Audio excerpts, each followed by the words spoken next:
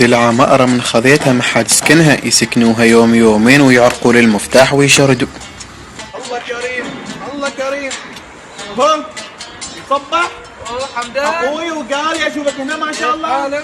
لقيت عمارتي اشوفك يعني في الحال بعندك كله. ابوي مصبح اذكر الله العين حق. ما يلومك شيء، ما يلومك عمارتك. يلا ابوي يا عمي ها هذا مفتاح شقتك. عليه اسمع يا الله. ها اشوف مصبح مره ولا العماره ابويا يصير اشوفه على مسوي لي شيء دام في الزمن اخوك ما توثق بتوثق سجاره. وعليه ما يلاقيها حمدان بس